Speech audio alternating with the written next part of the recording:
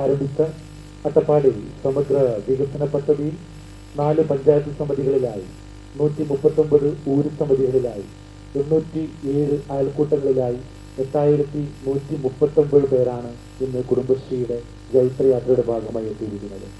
ഇപ്പോൾ നമ്മൾ 100 ഏക്കറിലേക്ക് മാറ്റാനുള്ള ഒരു വലിയ സംവിധാനത്തിലേക്കാണ് കടന്നിരിക്കുന്നത്. അതായത് തുടക്കം ഒരു പക്ഷേ നമ്മൾ മനുഷ്യൻ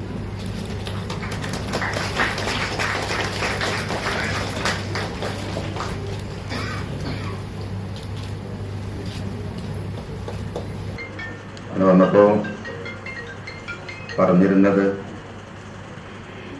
മധുരക്കിഴങ്ങിന്റെ പ്രോഡക്റ്റുകളെ കുറിച്ചാണ്. അത്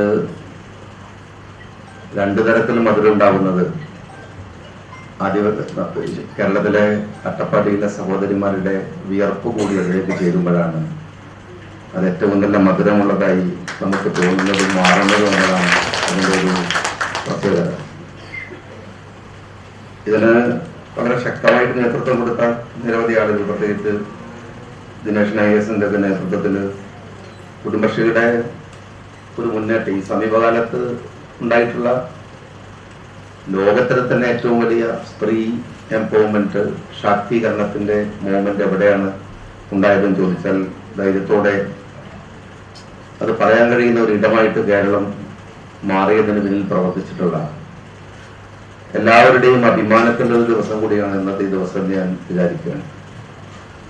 കുടുംബശ്രീ പക്ഷേ ആദ്യത്തിൽ തുടങ്ങിയിരുന്നത് നമ്മുടെ സ്ത്രീകൾക്കിടയിൽ ഉണ്ടായിരുന്ന ഒരു പക്ഷേ അരക്ഷിതമായ ചില ബോധം, പോവർട്ടി, ദാരിദ്ര്യം, അങ്ങനെ അതിൽ നിന്നൊക്കെ മോചിതമാവാനുള്ള ഒരു ശ്രമമായിട്ടാണ് കുടുംബശ്രീ ആരംഭിക്കുന്നത്.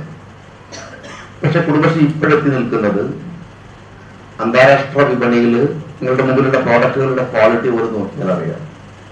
അന്താരാഷ്ട്ര വിപണിയിൽ ഏറ്റവും വലിയ മാർക്കറ്റിൽ മത്സരിക്കാൻ പ്രാപ്തമായ നമ്മുടെ നാട്ടിലെ സാധാരണക്കാരാണ്, അല്ലെങ്കിൽ അത്രമേലൊന്നും നമുക്ക് പ്രതീക്ഷകൾ അർപ്പിക്കാനാവില്ല എന്ന് കരുതിയിരുന്ന കേരളത്തിലെ സ്ത്രീകളുടെ പ്രോഡക്റ്റാണ്. പോവർട്ടി ടു പ്രോസ്പെരിറ്റി എന്നാണ് ശരിക്ക് ഇനി കുടുംബശ്രീ പോവർട്ടിയിൽ നിന്ന് പ്രോസ്പെരിറ്റിയിലേക്ക്, ദാരിദ്ര്യത്തിൽ നിന്ന് അഭിവൃദ്ധിയിലേക്ക് മാറുന്ന ഒരു ഘട്ടമാണ് നമ്മൾ ഈ വഹിക്കുന്ന ചരിത്രപരമായ മുഹൂർത്തമെന്ന് പറയാതെ വയ്യ.